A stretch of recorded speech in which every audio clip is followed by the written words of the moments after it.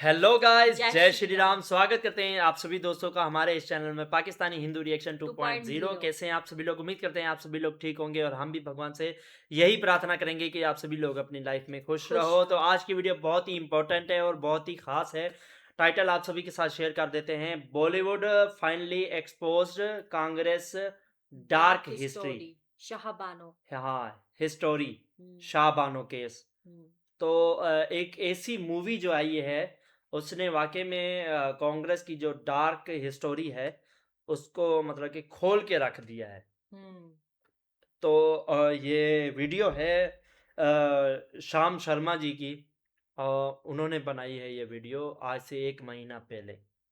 तो पहले हम वीडियो देख लेते हैं, उसके बाद फिर बात करते हैं। तो बने रहे हमारे साथ इस वीडियो के एंड तक। और इसमें जो है कांग्रेस की सभी सच्चाई मतलब कि बताएंगे कि कांग्रेस ने जो है वो कैसे मतलब कि इस चीज़ का फ़ायदा उठाया और जो है अपने वोट्स के लिए उसने अ, लोगों को कैसे यूज़ किया। तो हम्म, लेट्स गो।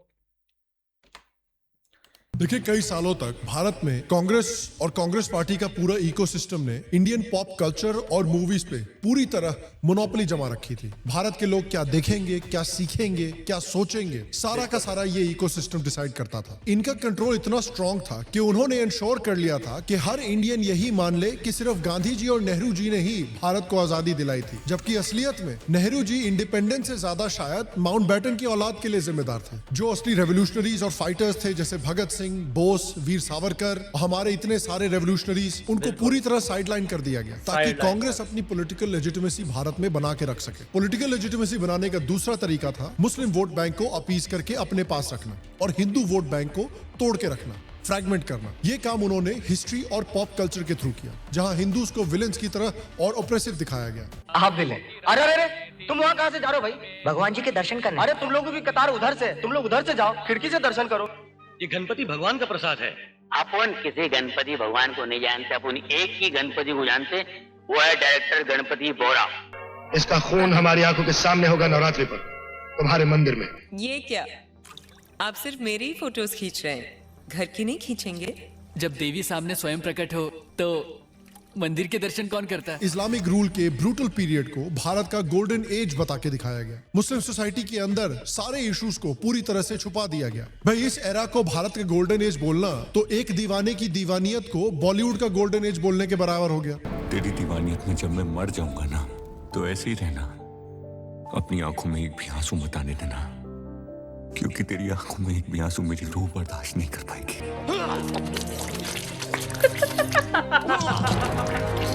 बिल्कुल, ये है उसकी लेकिन dark देखिए, side। जैसे जैसे कांग्रेस का पॉलिटिकल स्ट्रैंगल होल्ड Dark कमजोर होने लगा भारत के ऊपर, वैसे वैसे इंडिया की असली कहानी भारत के लोगों के सामने आने लगी। चाहे वो विक्रम संपत की सावरकर की बुक सावरकर। सीरीज हो और ऐसी बहुत सारे एकेडमिक वर्क्स हो, या फिर कश्मीर फाइल्स जैसी कश्मीर फिल्में हो। फाइल्स, हाँ। और धीरे धीरे इसने कांग्रेस को तो ये लोगों को रियलाइजेशन बहुत हुआ उजागर कि कर दिया अब था। जो नैरेटिव इन्होंने ऑलमोस्ट 70 साल से हाँ, कंट्रोल ये करके कश्मीर रखा फाइल्स। हुआ था, उसको वो कंट्रोल नहीं करते। अब धीरे धीरे फाइनली भारत के लोगों के सामने उनकी हिस्ट्री का सच और कांग्रेस का असली रोल सामने आ रहा है। और इसका एक बहुत स्ट्रॉन्ग एग्जाम्पल है एक ऐसी मूवी जो इंडिपेंडेंट इंडिया के सबसे शर्मनाक चैप्टर पर बेस्ड है, और इस फिल्म का नाम है हक। ये मूवी भारत के एक ऐसे शेमफुल सीक्रेट को एक्सपोज करती है जो कांग्रेस ने सालों तक छुपा के रखा भारत के लोगों से। ये उस सीक्रेट से भी ज्यादा बड़ा है कि राहुल गांधी थाईलैंड में जाके आखिर करते क्या है या करवाते क्या है। हक मूवी एक रियल स्टोरी पर बेस्ड है और ये दिखाती है कि कैसे वही कांग्रेस जो हर रोज फेमिनिज्म और वुमेन्स राइट्स की बातें करती हैं, उन्होंने वुमेन्स राइट्स को कैसे कुएं में फेंक दिया सिर्फ और सिर्फ इस्लामिक पेट्रियार्की को अपीस करने के लिए, ताकि उनका वोट बैंक सेफ रहे।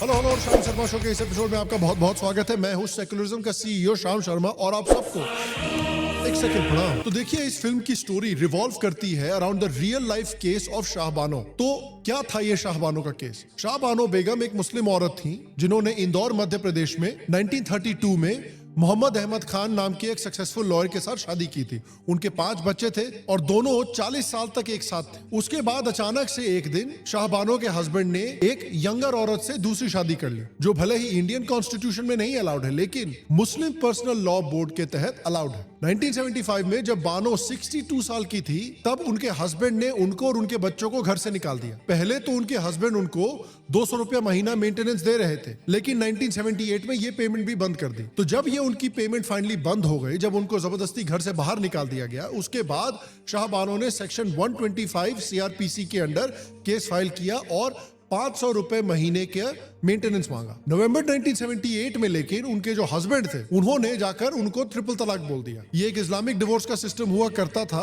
जिसमें आदमी सिर्फ 3 बार तलाक बोल के अपनी बीवी के साथ शादी तोड़ सकता है और औरत कुछ भी नहीं कर सकती। अब इन्होंने 3 तलाक बोल दिया और उसके बाद बोला अब तो यार मेरी वाइफ ही नहीं है, तो मैं इनको पैसे क्यों दूं। लेकिन शाह बानो ने फिर भी इस्लामिक पेट्रियार्की के खिलाफ जाके अपना हक मांगा और कोर्ट में यह केस लड़ा। 1979 में इंदौर के मैजिस्ट्रेट ने शाह बानो के फेवर में जजमेंट भी दिया और उनके हस्बैंड को 25 रुपए महीने देने का ऑर्डर मिला। फिर भी वो 500 मांग रही थी, उनको 25 मिला। मतलब 25 रुपए आप जोमैटो ड्राइवर को टिप भी दोगे तो वो चप्पल मार के चला जाता है। तो शाह बानो के हस्बैंड ने सुप्रीम कोर्ट तक अपील कर दी। बोला कि भाई मुस्लिम पर्सनल लॉ के हिसाब से उनकी ड्यूटी शाह बानो की तरफ सिर्फ इद्दत पीरियड की होती है, यानी 3 महीने का पीरियड। बाद में all India Muslim personal law board और जमीयत उलेमाए हिंद दोनों इस केस में घुसा है और एक 5 जज का कॉन्स्टिट्यूशनल बेंच बिठाया गया। मेन सवाल था, क्या एक मुस्लिम औरत जिसको ये 3 तलाक का डिवोर्स दे दिया गया है, क्या वो सेक्शन 125 सीआरपीसी के सेक्युलर कानून के अंदर मेंटेनेंस क्लेम कर सकती है या उसको मुस्लिम पर्सनल लॉ ही फॉलो करना पड़ेगा? क्योंकि देखिए सेक्शन 125 का जो कानून है वो एक रिलीजन न्यूट्रल लॉ है, वो सब पर अप्लाई होता है, चाहे आप हिंदू मुस्लिम सिख ईसाई हो। इसमें हस्बैंड वाइफ पेरेंट्स और बच्चों को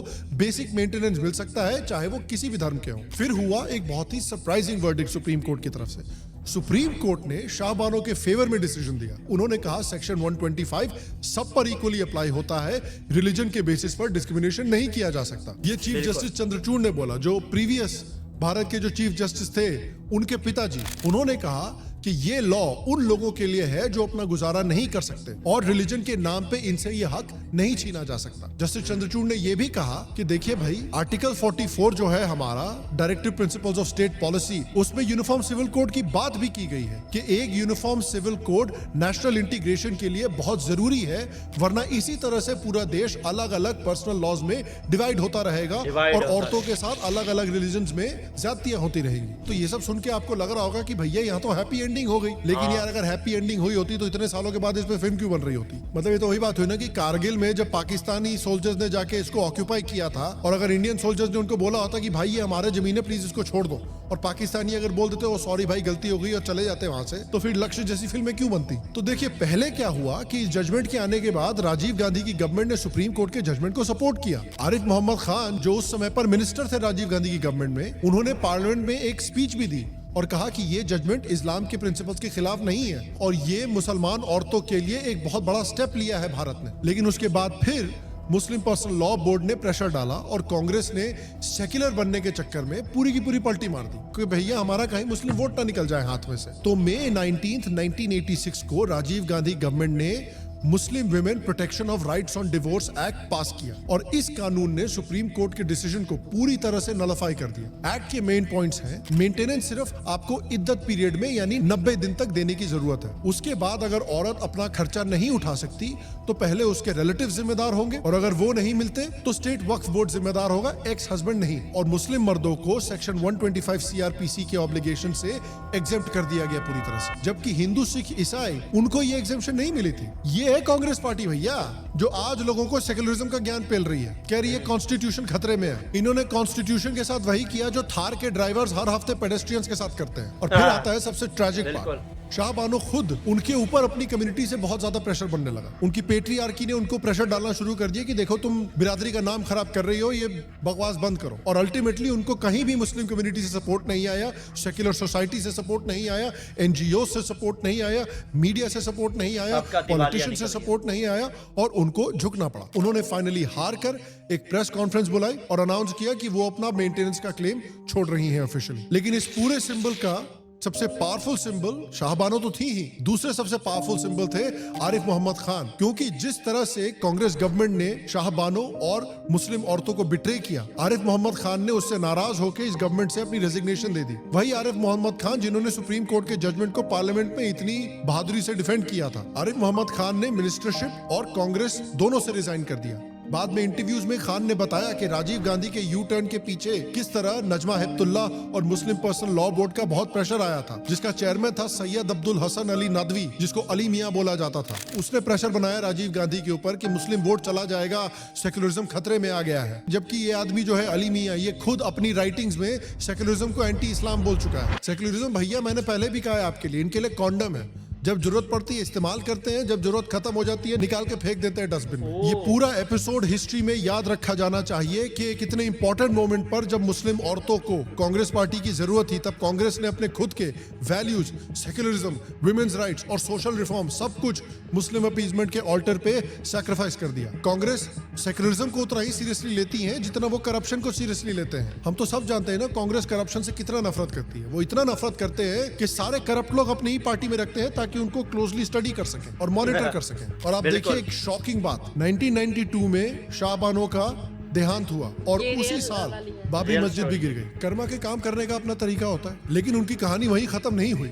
हर बार जब भी कोई यूनिफॉर्म सिविल कोड पे डिबेट होता है या वुमेन्स राइट्स की बात होती है तो शाहबानो का नाम हमेशा आता है। और यही स्टोरी हक फिल्म दिखाने वाली है। और आप देखिए कि ये इतनी बड़ी बात क्यों है, क्योंकि बॉलीवुड का एटीट्यूड ऑलमोस्ट 60 सालों तक ऐसा नहीं था। बॉलीवुड का एटीट्यूड था कि भैया हमको हिंदू कम्युनिटी को ज्ञान पेलना है। 1950 से ही बॉलीवुड में दहेज प्रथा जैसे चीजों पर फिल्में बनती थी। 100 दिन सास के, मेहंदी जैसी फिल्मों में दहेज प्रथा के डार्क साइड को दिखाया जाता था। और फिर दहेज ही नहीं, कास्ट सिस्टम जैसे टॉपिक्स के ऊपर भी बॉलीवुड में बहुत फिल्में बन चुकी हैं। गंगा जमुना हो, सुजाता हो, अंकुर जैसी फिल्में हो, इनके प्राइम एग्जांपल्स हैं। इसके अलावा चाइल्ड मैरिज पर भी बालिका वधू और गुड़िया जैसी मूवीज बन चुकी हैं। सती प्रथा के ऊपर भी मूवीज बन चुकी हैं। और देखिए अच्छी बात है कि इन पे मूवीज बन रही हैं। ये सारी जो चीजें हैं ये प्रॉब्लमेटिक हैं और इन पे एक माइक्रोस्कोप डालना चाहिए ताकि इन प्रॉब्लम्स को हिंदू सोसाइटी सॉल्व कर सके। बट फिर अच्छा, इस ये जो मूवियाँ बनी थी, काफी रिश्ते इन मूवियों की वजह से खराब भी हुए थे हिंदुओं के।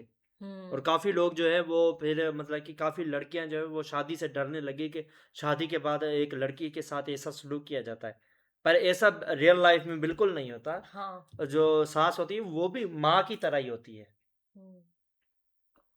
ऐसी बहुत सारी मूवीज भी निकल के आई जो सीधे सीधे झूठा नैरेटिव फैलाने लगी भारत के बारे में, हिंदू ट्रेडिशंस के बारे में। हिंदू ट्रेडिशंस को मॉक किया गया, जबरदस्ती रिग्रेसिव प्रैक्टिसेस की तरह दिखाया गया। पीके जैसी मूवीज का एग्जांपल ले लीजिए जो सिर्फ मेनली एक ही रिलीजन को टारगेट कर रहे थे।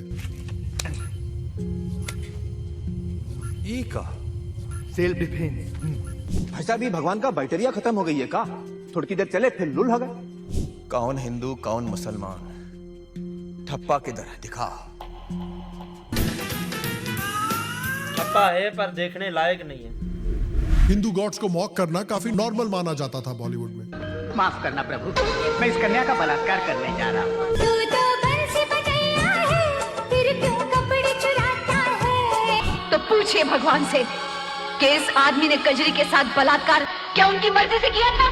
मुस्लिम कम्युनिटी और उनके रिचुअल्स को एकदम एक पॉजिटिव लाइट में दिखाया जाता था।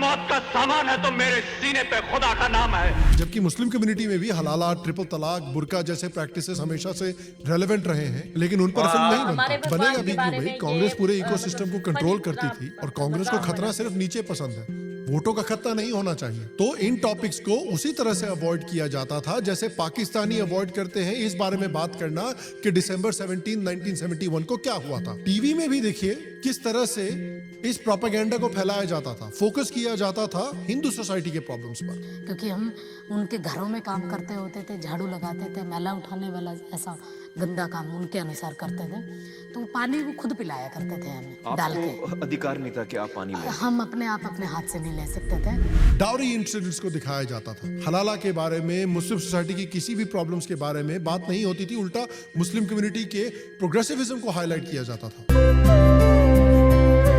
ये नजारा है मुंबई के पास बसे भिवंडी शहर में सादगी से हो रही एक शादी का। हम लोग में शरबत पानी में किए हैं, दावत वगैरह नहीं किए हैं। इस तरह की चीजें ब्रॉडकास्ट इंडस्ट्री में एक टेम्पलेट बन गई। ये दिखाता था कि कैसे मीडिया, पॉप कल्चर और एकेडेमिया को कांग्रेस एस्टेब्लिशमेंट ने मोल्ड किया था एक certain idea of India push करने के लिए। इसका प्लान था हिंदू सोसाइटी को डिमोरलाइज किया जाए और हिंदू वोट को डिवाइड किया जाए। और मुस्लिम्स को अपीस किया जाए और उनके वोट को यूनाइट किया जाए कांग्रेस पार्टी के लिए। एम था कि भाई किसी न किसी तरह से साम दाम दंड भेद से हम पावर मेंटेन करके रख सके, भले ही उसके लिए 2-3 और पार्टीशन होने ही क्यों ना पड़े। क्योंकि याद रखिए, गांधी जी ने जो खिलाफत मूवमेंट को सपोर्ट दिया था और जिस तरह से उन्होंने मुस्लिम कम्युनिटी को अपीस किया था, उसी की वजह से अल्टीमेटली मुस्लिम लीग इतनी पावरफुल बनी और अल्टीमेटली भारत का पार्टीशन हुआ। लेकिन जैसा कि हमने कहा है, पिछले 10-11 सालों में हालात कुछ बदल रहे हैं। 2014 में बीजेपी पावर में आती है और बीजेपी ने सिर्फ हिंदू कम्युनिटी में ही नहीं बल्कि मुस्लिम कम्युनिटी में भी प्रोग्रेसिव रिफॉर्म्स करने की कोशिश की है। जैसे ट्रिपल तलाक जैसे रिग्रेसिव लॉ को अबॉलिश किया गया है, जिसके लिए उनको मुस्लिम औरतों से भी सपोर्ट मिला है सोसाइटी में। तलाक पर पाबंदी के लिए मुस्लिम महिलाएं जो मोदी जी की तस्वीर को मिठाई खिला रही है, पाबंदी के लिए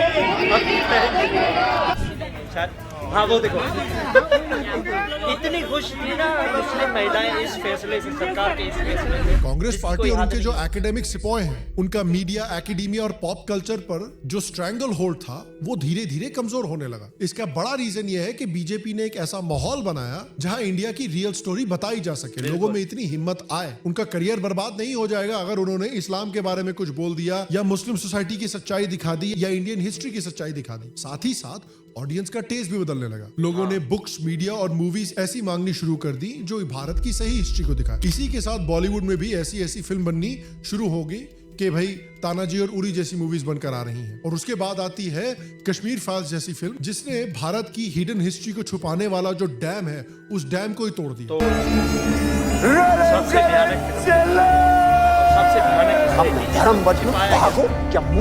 जिससे पूरे देश को पता चला कि क्या हुआ कश्मीरी हिंदुओं के साथ 1990s में, जो अगेन एक ऐसा डार्क चैप्टर था जो हमसे छुपाया गया था 30 सालों तक। उसके बाद जो उस डैम में क्रैक पड़ा था, उससे और भी फिल्में निकल के आने लगी, जैसे कि केरला फाइल्स, जिसमें दिखाया गया कि किस तरह से केरला में लड़कियों को, माइनर लड़कियों को टारगेट किया जाता है, इस्लामिक कन्वर्जन किया जाता है, इस्लामिक देशों में उनको भेज के बेच दिया जाता है, कैसे हिंदू गर्ल्स को ओपनली बहला फुसला के कन्वर्ट किया जाता है। इस दुनिया को सिर्फ अल्लाह चलाता है। हिजाब पहनी एक भी लड़की के साथ ना ही कभी रेप होता है, ना ही कभी कोई उन्हें छेड़ता है, because Allah always protects us. You trying to say only Allah protect. Tanaji जैसे हिंदू वॉरियर्स में मूवी बनी थी, उसके बाद अब छावा जैसी मूवीज बन के आ रही है, जिसमें हमें संभाजी महाराज की कहानी पता चल रही है। मौत के घुंघरू पहन के नाचते हम, जिसमें दिखाई गई है कि किस तरह से मुगल ब्रुटैलिटी की गई थी, किस तरह से उनका हिंदुइज्म को खत्म करने का प्लान था।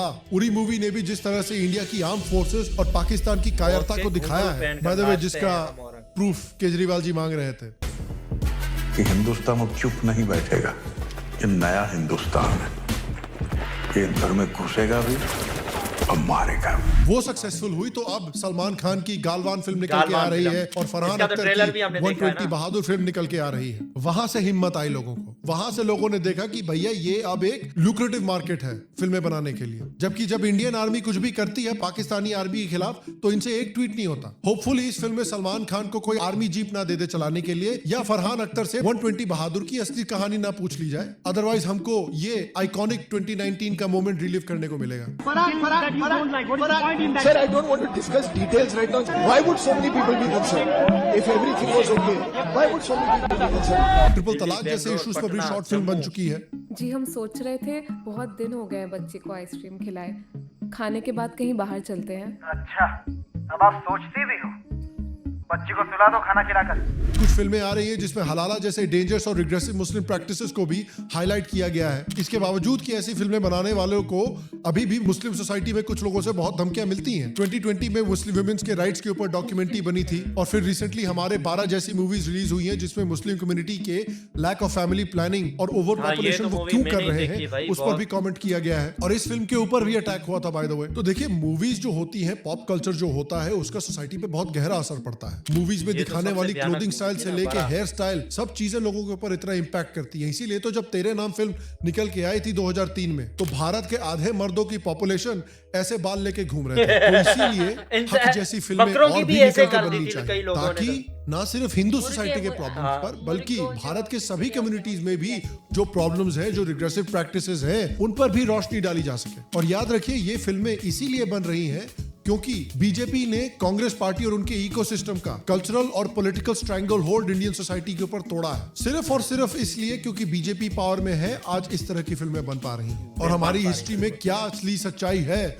वो हमको आज समझ में आ रही है। तो अगली बार जब आपको सेक्युलरिज्म पे कोई कांग्रेस वाला ज्ञान पेले तो उसको जरा ये वीडियो दिखा दीजिएगा या इस फिल्म का ट्रेलर दिखा दीजिएगा, क्योंकि कहीं भी सुधार होने से पहले मिस्टेक को नोटिस करना, एक्सेप्ट करना जरूरी होता है। कास्ट की प्रॉब्लम्स को हम सॉल्व करने की कोशिश कर रहे हैं क्योंकि हमने इसको एक्नॉलेज किया है और हम फेस कर रहे हैं। यही बात वीर सावरकर ने ओपनली बोली थी। हिंदुत्व ओपनली बोलता है। सिमिलरली अगर मुस्लिम सोसाइटी को रिफॉर्म करना है, इंप्रूव करना है, तो अपने प्रॉब्लम्स को फेस करना ही पड़ेगा। और होपफुली हक मूवी एक शुरुआत है जिससे और इस तरह की फिल्में निकल के आएंगी, जिससे और मुस्लिम कम्युनिटी में जो प्रॉब्लम्स है उस पर रोशनी जाएगी एंड होपफुली कम्युनिटी में से रिफॉर्म भी निकल कर आएगा। और मैं आपसे पूछना चाहता हूं, क्या आपको लगता है कि ये मूवी प्रॉपर तरीके से इस स्टोरी को दिखाएगी या आपको लगता है कि तोड़ मरोड़ के इसको किसी तरह सेक्युलराइज कर दिया जाएगा? नीचे कमेंट सेक्शन में मुझे जरूर बताएं। बाकी आपसे अगले वीडियो में मुलाकात होगी, तब तक के लिए स्वस्थ रहे, सुखी रहे, फिर मिलेंगे। और आप सब तो भाई बहुत ही कमाल की थी वीडियो, बहुत अच्छी जानकारी दी इन्होंने। हाँ। जो मतलब कांग्रेस पार्टी 70 सालों से जो काम करती आ रही है, 62 सालों से, 8 साल किसी और के भी थे, तो 62 सालों से जो काम करती आ रही है उसका पर्दाफाश अब हो रहा है। जो गुनाह उन्होंने किए हैं ना, वो वाकई में गुनाह भी नहीं, वो इससे भी घिनौने काम होंगे, सिर्फ अपने वोट के चक्करों में। हाँ।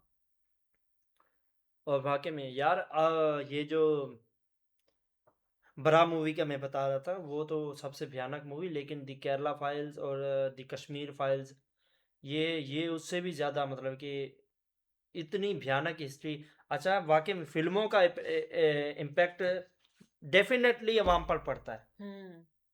तेरे नाम की मूवी के बाद तकरीबन सभी मतलब के लोगों के बाल सलमान खान की तरह, लोगों के क्या बकरों के मुर्गों के उनके डिजाइन सरों के ऐसे रख दिए थे लोग।